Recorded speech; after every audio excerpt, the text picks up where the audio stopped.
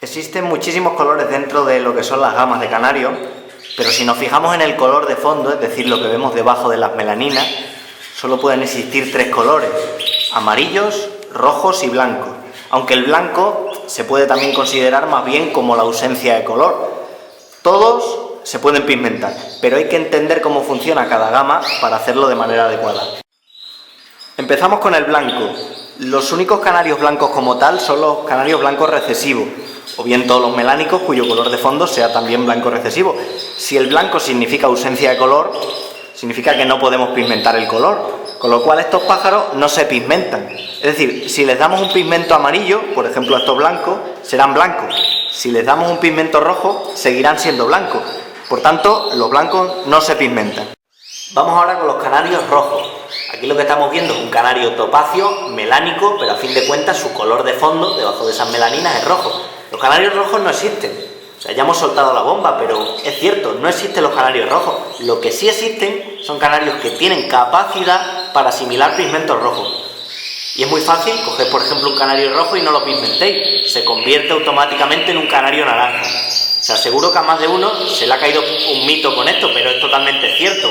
De hecho, en la naturaleza prácticamente todos los pájaros rojos ingieren pigmentos de la naturaleza. Los flamencos, por ejemplo, son rojos precisamente porque ingieren ese tipo de pigmento. O sea, si queremos ver canarios rojos hay que pigmentarlos sí o sí. Y si queremos concursar con ellos, desde luego es obligatorio. Y ahora pasamos a los amarillos. Aquí incluimos tanto amarillos intensos y amarillos nevados, como son estos dos pájaros que estamos viendo, amarillos mosaicos, amarillos marfiles y todos los melánicos con ese color de fondo. Y también los blancos dominantes. Y bueno, algunos dirán, pero los blancos dominantes son blancos. Ya hemos dicho que no se podían pigmentar. No, en este caso sí se pueden pigmentar, porque los blancos dominantes tienen cierta cantidad de color amarillo, muy poco en la zona de las remeras, en las alas, pero tienen cierta cantidad de amarillo, con lo cual pueden asimilar pigmento. Bueno, ¿los amarillos se pigmentan sí o no? Esa es la gran pregunta. A ver, los amarillos no hace falta pigmentar. Eso es la primera cuestión que tenemos que tener clara, porque el amarillo sí que es un color natural, entonces no hace falta en ninguna variedad. Ahora bien, de cara a los concursos, por estética, muchos se pigmentan. ¿Qué ocurre, por ejemplo? Los amarillos intensos y nevados, por ejemplo, sí se suelen pigmentar. ¿Por qué? Porque si no los pigmentamos, normalmente las plumas de la cola y las plumas del extremo de las alas, es decir, lo que llamamos como timoneras a la de la cola y remeras a la de las alas, se verán más claritas. No se verán exactamente blancas, para ello ya existe la variedad amarillos a las blancas, que sí que las tienen blancas de verdad, pero sí se ven más claras que el resto del cuerpo. Entonces, para que el pájaro luzca, por ejemplo, un amarillo intenso, mucho más uniforme, más bonito, se pigmentan. Estas plumas que hemos dicho se desarrollan durante la cría, remeras y timoneras, ¿vale? En teoría no las mudan en el primer año, en la primera muda, y se desarrollan aproximadamente desde que el pájaro nace hasta que tiene unos 45 días de vida. La mayoría de criadores entonces, criadores de amarillos intensos y nevados, lo que hacen es que pigmentan solo durante este periodo, es decir, desde que el pichón ha nacido hasta los 45 días de vida, pero hay otros que prefieren pigmentarlo más tiempo, durante toda la muda, aunque esto tiene un cierto riesgo. Si no se controla la dosis de pigmentante que utilicemos, en vez de amarillo, puede ser que consigamos pájaros con un tono un poco anaranjado, lo que se llama como acuse de factor o doré, y eso sí que es penalizable, porque lo que queremos es un canario amarillo que tenga color amarillo, no que tenga un color anaranjado. Y ahora vamos a ver por otro lado qué ocurre con los pájaros mosaicos. Bueno, aquí tenemos un amarillo mosaico. En los mosaicos lo que nos interesa es que las remeras y las timoneras sean blancas, se muestren blancas, y por eso no se pigmentan durante la cría, porque si pigmentáramos a canarios amarillos mosaicos durante la cría, al igual que pasa con los rojos mosaicos, tendríamos esa zona de color, y lo que nos interesa es que sean más blancas para que luzca más el contraste entre las zonas que tienen amarillo y las zonas que tienen blanco. Es decir, los intensos y nevados sí se pigmentan entre el día 0 y el día 45 de vida, pero los mosaicos no. Pero después de este periodo, es decir, ya cuando digamos comienza la muda, está la gran duda entre los mosaicos. La duda es si se pigmentan o no se pigmentan. La realidad es que no es necesario, y la mayoría de criadores no lo hace. O sea, la mayoría de criadores que crían pájaros amarillos mosaicos no los pigmentan. Pero ya hablaremos en profundidad de este tema en un próximo vídeo, porque es un tema un poquito más complejo de esto, pero en general quedaos con la idea de que los amarillos mosaicos no se suelen pigmentar. Con el tema de los amarillos marfiles, que aquí no tenemos ningún pájaro amarillo marfil, ¿qué es lo que ocurre? El amarillo marfil hay que subrayar un pequeño detalle. Los marfiles pueden ser intensos, pueden ser nevados y pueden ser mosaicos. Los dos primeros se suelen pigmentar en el nido y los mosaicos no. Exactamente igual que ocurre con los amarillos, digamos, de fenotipo clásico. Pero siempre tenemos que tener claro que el marfil es un color mucho más pálido que el amarillo. Marfil viene precisamente del nombre de los colmillos de los elefantes, el marfil.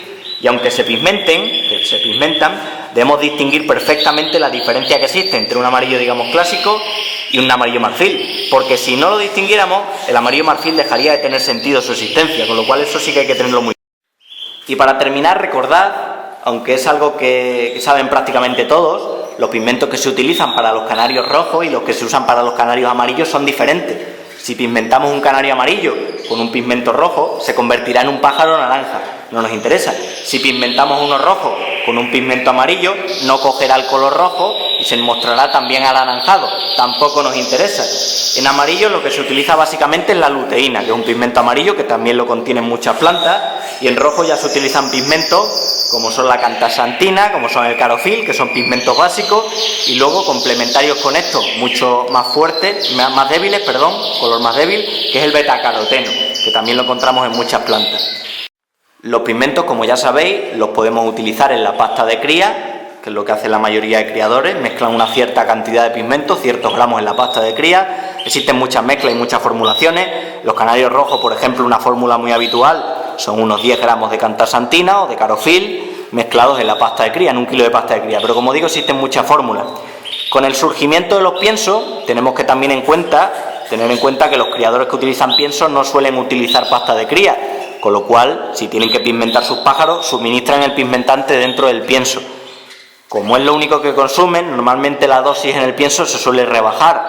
Es decir, un criador que, por ejemplo, pigmenta sus canarios rojos con cantasantina en el pienso, digamos 10 gramos de esa cantasantina en 1 kilo de pasta de cría, por ejemplo, en el pienso utiliza dosis más bajas, por ejemplo 6, 7 gramos, etc.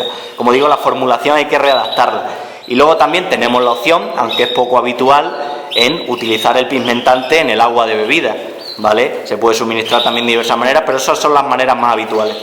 Y por último quiero hablar acerca de lo que surgió hace unos años como el revolucionario pigmento blanco, de una marca muy conocida, que sería para blanquear los pájaros, que seguro que muchos habéis oído acerca de él. Nació este producto casi como una revolución, o sea, imaginarse que pudiéramos conseguir, por ejemplo, un canario rojo mosaico, por ejemplo, muchísimo más blanco, con un contraste flipante entre ese rojo y el blanco, llamaba mucho la atención, evidentemente, pero esto no es cierto, al menos no es cierto del todo. O sea, no es que sean estafas como tal este tipo de productos, pero sí que el discurso que nos transmiten es un poquito engañoso. O sea, el blanco no puede ser más blanco, porque lo que estamos hablando es que el blanco supone una ausencia de color, con lo cual el blanco en sí es blanco. Lo que sí se puede conseguir es que se acumulen menos pigmentos en ciertas partes, ¿vale? Y estos productos en general lo que suelen ayudar es a que la acumulación de pigmento en ciertas zonas se produzca menor, es decir, absorben una cierta cantidad de pigmento. Pero la manera real, la manera adecuada de conseguir que se acumulen menos pigmento, ¿vale? Para lo que se consigue bien y de verdad es trabajando la genética. O sea, es así, o sea, tenemos que tener la mentalidad de que primero va la genética y luego la utilización de productos que nos puedan ayudar o no.